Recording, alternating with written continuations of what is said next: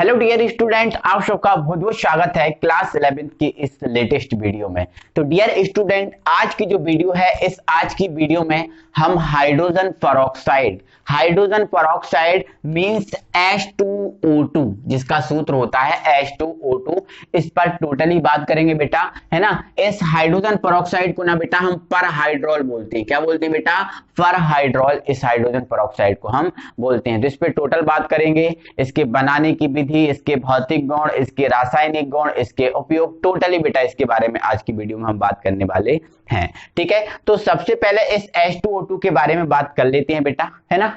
तो ये जो H2O2 है ना बेटा, इसका जो अणुभार होता है, इस अणुभार पे बात करें। ठीक है, तो इसका अणुभार अगर निकाले तो देखो H का भार कितना होता है बेटा? 1 होता है, बट H कितने हैं? 2, तो 1 × 2 प्लस O का भार कितना होता है बेटा? O का भार कितना होता है? 16। एक O का होता है 16, बट 2 O है ना। तो 16 × 2 कितना हो जाएगा? 32। 32 और 2 34, मतलब 30 ना 4 ना इनका जो भार होता है, अणुभार हाइड्रोजन पेरोक्साइड का कितना होता है? 34, है ना बेटा। ठीक है, अब इस हाइड्रोजन पेरोक्साइड की खोज की बात करें तो बेटा जो हाइड्रोजन पेरोक्साइड की खोज है सन 1818 में हुई थी। सन 1818 में इस हाइड्रोजन पेरोक्साइड की खोज हुई थी, और ये जो खोज है ना बेटा वो की थी J.L.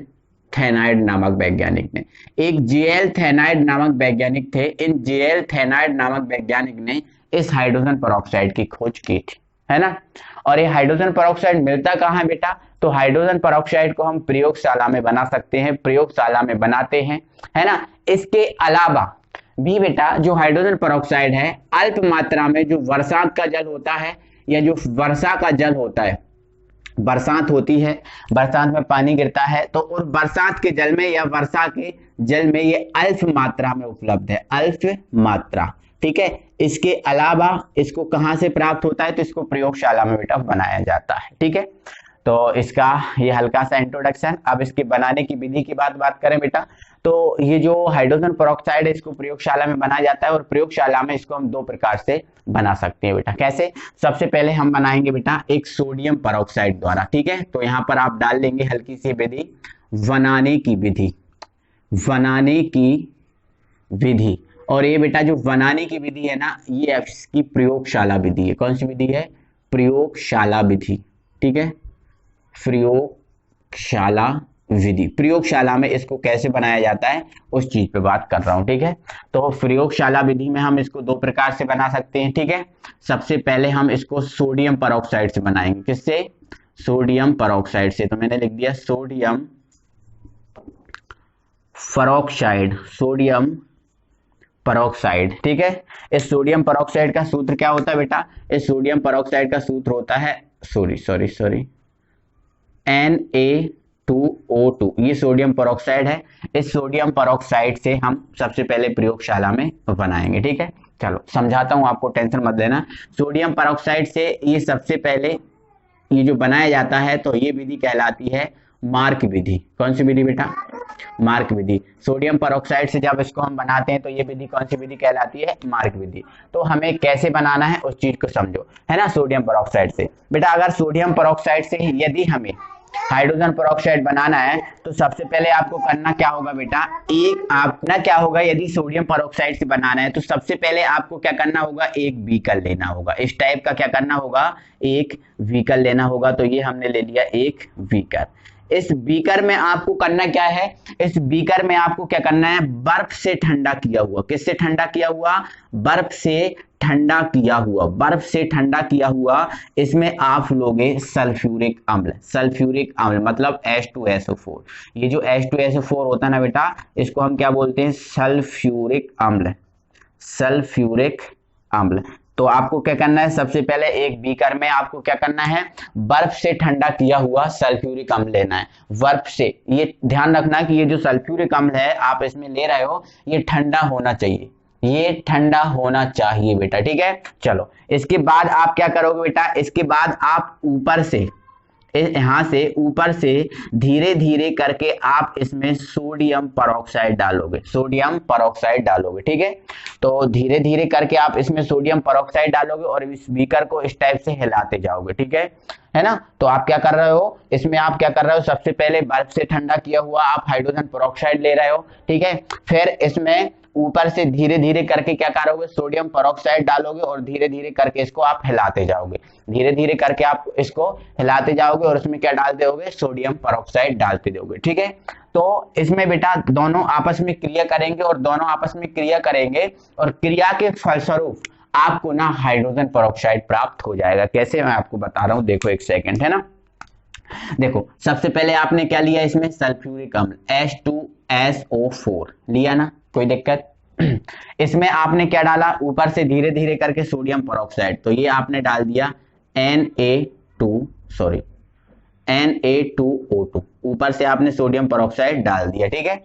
ये लिया, बर्फ से ठंडा किया हो उसमें आपने सोडियम परऑक्साइड डाला और आपको क्या कर रहे हो, इसको हिला रहे हो, है ना। तो जैसे ही आप हिलाओगे तो इन दोनों में आपस में क्रिया होगी, तो आपको यहाँ दिख रहा है H2, दिख रहा है ना H2, इस H2 इस O2 के साथ क्रिया करेगा, तो H2 और O2 आपस में मिलकर बना लेंगे H2O2, जो आपका क्या होगा, हाइड्रोजन परऑक्साइड, हाइड्रोजन परऑक्साइड, ठीक है।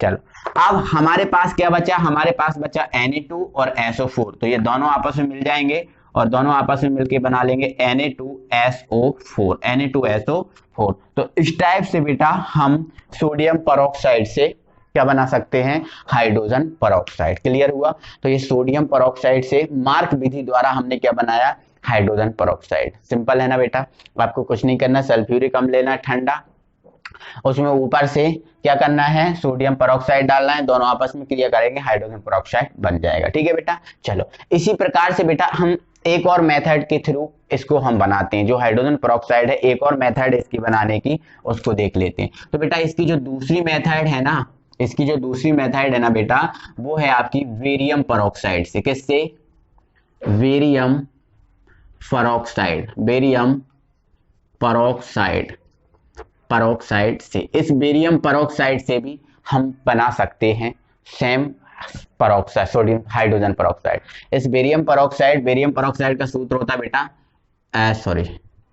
Ba2O2, ये बेरियम परऑक्साइड होता है। इससे भी हम सेम इसके जैसे जो अपन ने यहां बनाया उसी टाइप से हम इसको बना सकते हैं, ठीक है। आपको क्या करना है, इस टाइप का जो बीकर है ना बेटा, ये आप इस टाइप का बीकर लोगे, ठीक है, इस टाइप का ही आप क्या ले लोगे, बीकर ले लोगे, ले लिया, ठीक है। इस बीकर में आपको क्या करना है, सबसे पहले बर्फ से ठंडा किया हुआ सल्फ्यूरिक अम्ल डालना है, तो ये हमने इसमें डाल दिया, सल्फ्यूरिक अम्ल डाल दिया, और ऊपर से आप इसमें क्या डालोगे, barium peroxide, barium peroxide Ba2O2, same इसकी थ्रू जैसी मेथड ये है, सेम वे है ना। तो बर्फ से ठंडा किया हुआ आप इसमें क्या डालोगे, सल्फ्यूरिक अम्ल, और ऊपर से क्या डालोगे आप, बेरियम परऑक्साइड धीरे धीरे करके, है ना। तो यहाँ पर आपका जो H2SO4 है ना बेटा, ये H2SO4 आपका किससे क्रिया करेगा, बेरियम परऑक्साइड से। तो ये आपका रहा बेरियम परऑक्साइड, ठीक है। तो ये दोनों आपस में क्रिया करेंगे, तो आपको दिख रहा है ना O2, ये आपका H2 से क्रिया करके बना देगा H2O2, जो आपका होगा हाइड्रोजन परऑक्साइड। यहाँ से आपका जो Ba और SO4 बचा, तो ये आपस में मिल जाएंगे और BaSO4 बना लेंगे बेटा। बहुत इजी है, कोई दिक्कत नहीं है। इसी टाइप से आप इसको बना सकते हो बहुत इजी तरीके से, इजी मेथड के थ्रू बेटा, ठीक है। आई होप बेटा कि आप सबको समझ में आ गया होगा, है ना, कोई दिक्कत नहीं है, बहुत आसानी से ये चीज बन जाती है, ठीक है। चलो अब इस जो रिएक्शन है, इस रिएक्शन को बैलेंस करना, ठीक है। क्योंकि देखो यहाँ पर आपका Na2SO4 आया था, क्यों, क्योंकि Na पर क्या होता है, 1+ होता है, बट यहाँ पर जो Ba होता है बेटा, इस Ba पर होता है 2+, और SO4 पर भी क्या होता है 2-, तो प्लस से माइनस कैंसिल, इसलिए ये चीज यहाँ पर ऐसी बनेगी, ठीक है। तो इसको बैलेंस कर देना, ठीक है। तो ये बेरियम परऑक्साइड से बना लिया और सोडियम परऑक्साइड से मार्क विधि द्वारा इस टाइप से हम इसको बना सकते हैं, है ना। तो ये हमने सोडियम परऑक्साइड को बनाया, कोई प्रॉब्लम नहीं है। अब बेटा हम इसके भौतिक गुणों पे बात करेंगे कि जो बेरियम परऑक्साइड होता है, होता कैसे। अब बेटा इसके भौतिक गुणों पे यदि बात करें, तो जो आपका H2O2 होता है, मीन्स जो आपका हाइड्रोजन परऑक्साइड होता है बेटा, ये इसमें हाइड्रोजन बंद होता है। कौन सा बंद होता है, हाइड्रोजन। सिंपल सी बात बेटा, आपको पता है हाइड्रोजन बंध कब बनता है? जब हाइड्रोजन बंध जब बनता है जब हाइड्रोजन हो और प्रबल ऋण विद्युतीय तत्व मतलब फ्लोरीन, ऑक्सीजन और नाइट्रोजन, इन तीनों, अगर इन तीनों के साथ यदि हाइड्रोजन सहयोग कर रहा है तो हाइड्रोजन बंध होता है। तो देखो इन तीनों में कौन है? O और हाइड्रोजन है, तो हाइड्रोजन बंध इसमें बन गया, तो इसमें हाइड्रोजन बंध होता है। दूसरा, ये गंधहीन हल्के नीले रंग का द्रव है, ये गंधहीन होता है, इसकी कोई गंध नहीं आती, कोई भी इसकी गंध नहीं आती, बट ये हल्के नीले रंग का होता है। कैसा होता है? हल्के नीले रंग का, ध्यान रखना, ज्यादा गहरा नीला नहीं होता, हल्का नीला होता है। आप डॉक्टर के यहाँ जाकर देख सकते हो। बेटा आपको मैं बता देता हूँ, डॉक्टर के यहाँ आप देखो, अक्सर आपने देखा, गए होगे डॉक्टर के यहाँ और डॉक्टर देखा है किसी का कान खराब हो जाता है तो कान में एक दवा डालता है। डॉक्टर कान में क्या डालता है बेटा? एक दवा डालता है, और वो दवा डालता है तो जैसे ही जो अंदर जो भी मलाई मसाला जो भी कुछ होगा बेटा, तो वो आपका उफनाता हुआ इधर से नीचे बगड़ जाता है। समझ गए? आपको पता है ना? तो बेटा वो कान में जो डालता है ना बेटा, वो हाइड्रोजन पेरोक्साइड ही डालता है, H2O2 ही डालता है कान में। ठीक है, समझ रहे हो ना? तो ये कान में डालने वाली दवा भी है, और कान में डालने वाली दवा के रूप में जब इस H2O2 का उपयोग किया जाता है तो इसका नाम होता है परहाइड्रोल। ठीक है, तो ध्यान रखना, जब कान में डालने के लिए इसका यूज होता है तो इसे क्या किस नाम से जाना जाता है? परहाइड्रोल। ठीक है, चलो, है ना, हल्के नीले रंग का होता है। यह शरीर के संपर्क में आने पर फफोले उत्पन्न कर देता है। जैसे ये शरीर के संपर्क में आता, अगर प्योर 100% शुद्ध H2O2 यदि त्वचा पर डाल दें, शरीर पे डाल दें, तो बिल्कुल जला देगा, उसको बिल्कुल जला देगा, ये एसिड का काम करेगा बेटा। ठीक है, चलो नेक्स्ट, यह है -23 डिग्री सेल्सियस ताप पर, कितने ताप पर? -23 डिग्री सेल्सियस ताप पर ताप पर ठोस में बदल जाता है। किस में बदल जाता है? ठोस में बदल जाता है। ठीक है, ये द्रव अवस्था में होता है, लेकिन जैसे ही ताप -23 डिग्री सेल्सियस होता है तो ये ठोस अवस्था में परिवर्तित हो जाता है, चेंज हो जाता है बेटा। ठीक है बेटा, कोई दिक्कत? इतना आप समझ गए हो तो बहुत बढ़िया है। ठीक है, अब हम चीजों को बढ़ाते हैं आगे। अब हम रासायनिक गुणों पे बात करेंगे बेटा, और रासायनिक गुणों में इसका पहला गुण जो है ना, वो है अपघटन। क्या है? अपघटन, है ना। अपघटन क्या है उसको समझाते हैं बेटा। जो आपका हाइड्रोजन पेरोक्साइड है, जो आपका H2O2 है, यह एक अस्थायी पदार्थ है। कैसा पदार्थ है बेटा? अस्थायी पदार्थ है। अब अस्थायी क्यों है? हाइड्रोजन पेरोक्साइड है, ये अस्थायी है। अब ये अस्थायी क्यों है? तो बेटा ये अस्थायी इसलिए है क्योंकि अगर इसको हम गर्म कर दें, क्या कर दें? इसको हम यदि गर्म कर दें या फिर इसको ज्यादा समय तक रखा रहने दें, क्या बोला हमने? ये अस्थायी है। क्यों है अस्थायी? क्योंकि यदि हम इसको गर्म कर दें या फिर हम ज्यादा समय तक इसको रखा रहने दें तो आपका जो H2O2 होता है बेटा, ये H2O2 का अपघटन हो जाता है। किसमें? जल में और O2 में। जल में और O2 में इसका अपघटन हो जाता है यदि इसको ज्यादा समय तक रख दें या फिर इसको हम गर्म कर दें। ठीक है, समझ रहे हो कि नहीं? तो ध्यान रखना बेटा, ज्यादा समय तक रख दें या फिर गर्म कर दें तो ये क्या हो जाता है? H2 मतलब जल और O2 में विभक्त हो जाता है। बैलेंस कर दो इसमें 3। ठीक है, तो यहाँ पर आप 2 लगा दो तो 4 हो जाएंगे, यहाँ पर आप 2 लगा दो तो ये बैलेंस हो जाएगी। ठीक है, तो ध्यान रखना, इस पॉइंट में आपको क्या लिखना है? इस पॉइंट में आपको ये लिखना है कि H2O2 अस्थायी होता है क्योंकि इसे गर्म करने पर या ज्यादा समय तक रखा रहने पर इसका जल और O2 में अपघटन हो जाता है। ये लिख लेना, और ये रिएक्शन क्लियर है बेटा? चलो, कोई दिक्कत नहीं है। अब हम चीजों को आगे बढ़ाते हैं। ठीक है, और सेकंड गुण है बेटा इसका ऑक्सीकारक गुण। ऑक्सीकारक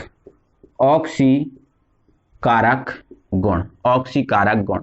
अब ये ऑक्सीकारक गुण क्या चीज है इसको समझो बेटा। ऑक्सीजन का दान करना, मैं बता रहा हूं यहां पर जो है ना, ये O2 का दान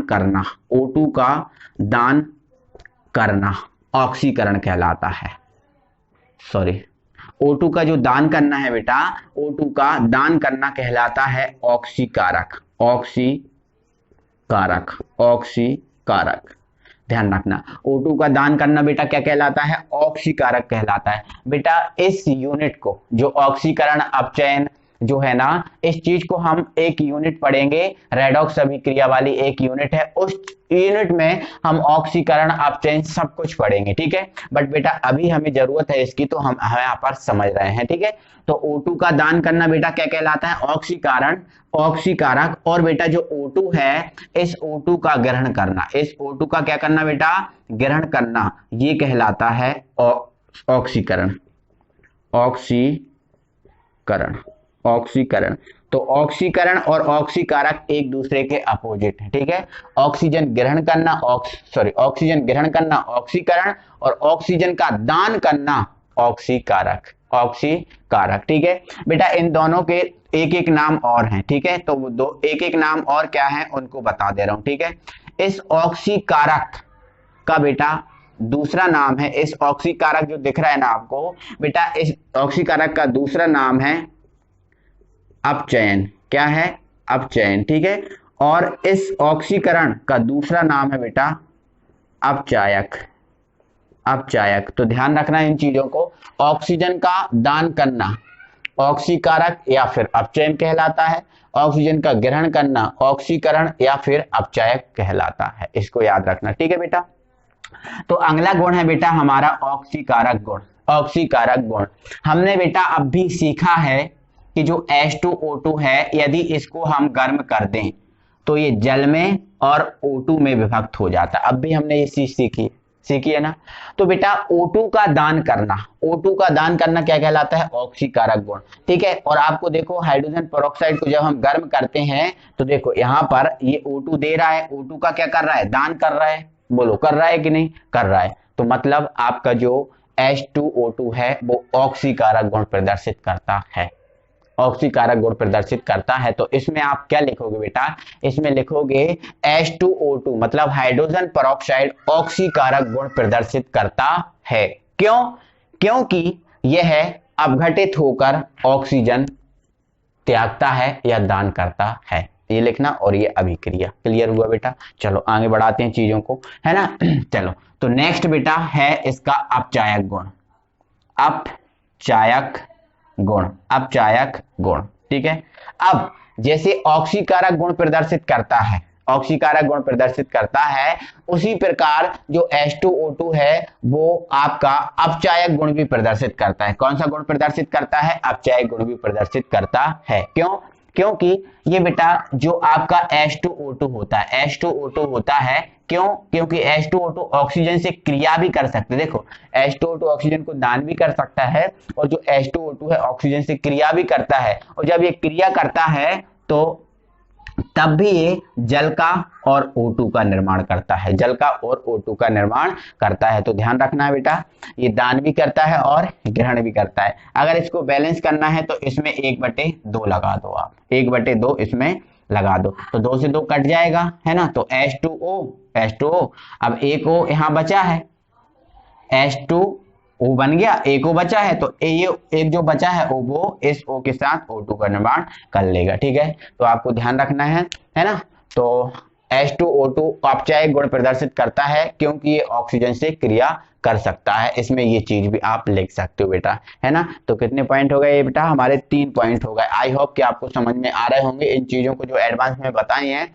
इनको आप नोट कर लेना बेटा, ठीक है। आगे बढ़ते हैं। तो बेटा अब हम ना व्यंजक गुण के बारे में बात करते हैं। अब व्यंजक गुण ये होता क्या है इसके बारे में बात करेंगे बेटा। व्यंजक गुण ये क्या चीज है इसके बारे में बात करेंगे। तो व्यंजक गुण से पहले बेटा व्यंजक पदार्थ, व्यंजक पदार्थ। तो बेटा ऐसे पदार्थ, कुछ पदार्थ ऐसे होते हैं जो रंगीन मतलब जो कलर्ड, रंगीन का मतलब कलर्ड, है ना, पदार्थ होते हैं, उनका कलर उड़ा देते हैं। हमने अक्सर देखा है बेटा, हमने अक्सर देखा है कि अगर हम ज्यादा धूप में हमारे कपड़े को डाल देते हैं तो उसका कलर उड़ जाता है। कलर क्यों उड़ जाता है, क्या कारण है ना। तो बेटा ऐसे पदार्थ जो रंगीन पदार्थ को रंगहीन कर दें, उसका रंग उड़ा दें, ऐसे पदार्थ कहलाते हैं व्यंजक पदार्थ, व्यंजक पदार्थ। और इस गुण को, जिस गुण के कारण रंग उड़ जाता है, उस गुण को ना हम बोलते हैं व्यंजक गुण, ठीक है। तो ऐसे पदार्थ जो रंगीन पदार्थ को रंगहीन कर देते हैं व्यंजक पदार्थ कहलाते हैं। कौन से पदार्थ कहलाते हैं बेटा? व्यंजक पदार्थ। और इस गुण को किस गुण को? जिसके कारण रंग उड़ जाता है, उस गुण को व्रंजक गुण कहते हैं। कौन सा गुण कहते हैं बेटा? व्रंजक गुण कहते हैं। क्लियर हुआ बेटा? ध्यान रखना आज के बाद यही चीजें याद रखना। व्रंजक गुण क्या है? जो रंगीन पदार्थ को रंगहीन कर दे। अब बेटा हाइड्रोजन जो परऑक्साइड है ये व्रंजक गुण प्रदर्शित करता है ना। तो बेटा जो हाइड्रोजन परऑक्साइड है ये व्रंजक गुण प्रदर्शित करता है क्योंकि ये रंगीन पदार्थ को कैसा कर देता है? रंगहीन कर देता है। कैसे करता है अब बता रहा हूं। देखो बेटा, मान लो बेटा यह एक फूल है, यह एक क्या है बेटा? फूल है। ठीक है, मैंने किसी भी टाइप का एक फूल बना दिया। ठीक है, ये जो फूल है ना बेटा ये लाल कलर का है। कौन सी कलर का है? लाल कलर का है। ठीक है, अब हाइड्रोजन परऑक्साइड कैसे इस लाल कलर को गायब करेगा उस चीज को समझना है। कैसे ये लाल कलर रंगहीन में बदल जाएगा ये चीज बात करना है। तो सबसे पहले बेटा अगर हमें इसका रंग उड़ाना है तो सबसे पहले हमें क्या करना होगा? इस पर हाइड्रोजन परऑक्साइड H2O2 को गिराना होगा। H2O2 को गिराना होगा, है ना। H2O2 इस पर गिर जाएगा। H2O2 इस पर गिरेगा और जैसे ही H2O2 इस पर गिरेगा, ये H2O2, तो आपका जो H2O2 है यहां पर गिरकर क्या बनाएगा? जल और बना देगा नवजात ऑक्सीजन। ऑक्सीजन का एक परमाणु, ये जो आपको दिख रहा है ना ऑक्सीजन का एक परमाणु, यही आपका कहलाता है नवजात ऑक्सीजन। क्योंकि ये नया बना होता है, तुरंत का बना होता है, इसलिए इसे बोलते हैं नवजात ऑक्सीजन। ध्यान रखना, नवजात ऑक्सीजन को बेटा वर्गाकार ब्रैकेट में रखा जाता है और यदि वर्गाकार ब्रैकेट में आपको हाइड्रोजन मिले तो ये होता है आपका नवजात हाइड्रोजन। ठीक है, नवजात ऑक्सीजन ये बन गया। ठीक है, तो सबसे पहले क्या हो रहा है? ये बेटा ये फूल पे गिरेगा और फूल पे गिर के जल बना देगा और नवजात ऑक्सीजन बना देगा। ठीक है, अब ये फूल पर, ये दोनों पदार्थ है ना ये फूल पर ही बने यहाँ पर, है ना। अब जल तो कुछ नहीं करेगा और आगे जो आपका नवजात ऑक्सीजन बना है, ये जो नवजात ऑक्सीजन आपका बना है, ये नवजात ऑक्सीजन क्या करेगा? जो लाल कलर है ना, ये कहता है लाल कलर, ये लाल कलर जितना भी लाल कलर है उस पूरे लाल कलर को अपने अंदर अवशोषित कर लेगा। जिस प्रकार से फोम को यदि जल में डालते हैं तो फोम जल को अवशोषित कर लेता है ना, उसी प्रकार से ये जो नवजात ऑक्सीजन इस पे बना है, ये नवजात ऑक्सीजन पूरे के पूरे लाल कलर को अपने अंदर अवशोषित कर लेगा, खींच लेगा। और लाल कलर जैसे ही चला जाएगा, लाल कलर का ही था, लाल कलर जैसे ही पूरा खिंच जाएगा, अवशोषित कर लेगा, तो ये आपका जो पदार्थ होगा ये रंगहीन पदार्थ में बदल जाएगा। तो रंगहीन पदार्थ में बदल गया। तो इस टाइप से बेटा आपका जो हाइड्रोजन परऑक्साइड है रंगीन पदार्थ को रंगहीन कर देता है। समझ में आपको आ गया? तो ध्यान रखना बेटा, ऐसे पदार्थ जो रंगीन पदार्थ को रंगहीन कर देते हैं व्रंजक पदार्थ कहलाते हैं और इस गुण को व्रंजक गुण कहते हैं। हाइड्रोजन परऑक्साइड व्रंजक गुण प्रदर्शित करता है क्योंकि ये रंगीन पदार्थ को रंगहीन करता है। और कैसे करता है मैंने आपको समझा दिया। तो ये इसके बेटा हाइड्रोजन परऑक्साइड के रासायनिक गुण हुए। आई होप आपको समझ में आ गए होंगे, कोई दिक्कत नहीं होगी बेटा। अब हम चीजों को बढ़ाते हैं आगे और हम इस हाइड्रोजन परऑक्साइड के उपयोग पर बात करते हैं।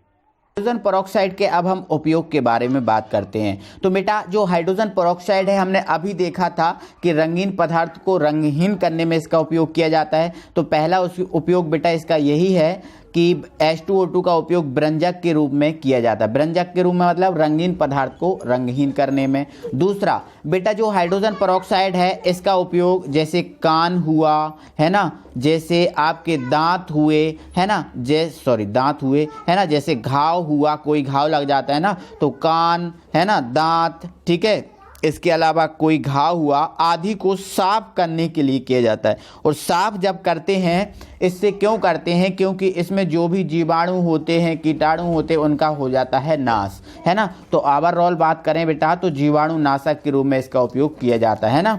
और किसके जीवाणु का नाश करता है? जैसे कान खराब हो जाता है, कान पक जाता है, कुछ भी हो जाता है, या दांत में, है ना, या घाव में कोई प्रॉब्लम होती है तो उस पर डाल दिया जाता है। तो इस कान में, दांत में, घाव में जो भी जीवाणु होते हैं वो नष्ट हो जाते हैं। तो जीवाणु नाशक के रूप में इसका उपयोग हुआ, ठीक है। इसके अलावा बेटा रॉकेट ईंधन में, रॉकेट का जो ईंधन होता है, इस रॉकेट ईंधन में भी, है ना, हाइड्रोजन परऑक्साइड का यूज़ करते हैं। इसके अलावा दूध, शराब आदि के परीक्षण में, है ना, जैसे आपने सुना होगा बेटा दूध के परीक्षण करने के लिए एक लैक्टोमीटर नाम का यंत्र आता है। क्या आता है? लैक्टोमीटर। तो उस लैक्टोमीटर में बेटा हाइड्रोजन परऑक्साइड की कुछ मात्रा होती है ना, तो इसलिए बोल रहे हैं दूध, शराब आदि के परीक्षण में, ठीक है। इसके अलावा लेड पेंटिंग, रंग को पुनः वापस लाने में, ठीक है। क्योंकि बेटा लेड पेंटिंग में है ना, इस विरंजक गुण के कारण इसका जो है ना वो रंग होता है ना फिर से वापस आ जाता है, ठीक है। चलो, तो ये बेटा इसके हुए उपयोग। अब है ना हम इसके हाइड्रोजन परऑक्साइड के रख रखाव और सांद्रण पे बात करने वाले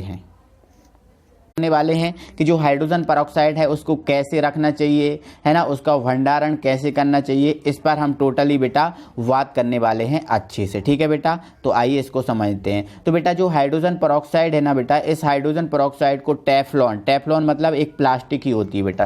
टेफ्लॉन क्या होती है? एक प्लास्टिक ही होती है। टेफ्लॉन या फिर आपकी जो पॉलीथीन है, इस पॉलीथीन की बोतल, पॉलीथीन भी एक प्लास्टिक है और टेफ्लॉन भी क्या है? एक प्लास्टिक है ना। तो आपको क्या करना चाहिए? इसको टेफ्लॉन या पॉलीथीन की बोतल में रखना चाहिए, ठीक है। ध्यान रखना है, कांच की बोतल में नहीं रखना हाइड्रोजन परऑक्साइड को, क्योंकि वो उससे क्रिया कर जाता है, ठीक है। तो टेफ्लॉन या पॉलीथीन की बोतल में रखना चाहिए बेटा, है ना। इसके अलावा जो हाइड्रोजन परऑक्साइड है प्रकाश द्वारा H2O2 मतलब हाइड्रोजन परऑक्साइड का विघटन मतलब अपघटन हो जाता है, इसलिए H2O2 को प्रकाश से दूर रखना चाहिए बेटा। जैसे ही H2O2 पे प्रकाश का प्रभाव पड़ेगा, तो प्रकाश में क्या होती है? गर्माहट होती है। तो उस गर्माहट के द्वारा बेटा जो हाइड्रोजन परऑक्साइड है उसका अपघटन हो जाता है ना, अपघटन हो जाता है। और वैसे भी हमने देखा है इसको, है ना, कि अस्थायी पदार्थ है, इसको ज़्यादा समय तक रखा रहने दो या फिर गर्म कर दो तो इसका अपघटन हो जाता है ना। तो प्रकाश से आपको इसको दूर रखना चाहिए, क्योंकि उससे क्या हो जाता है? इसका अपघटन हो जाता है,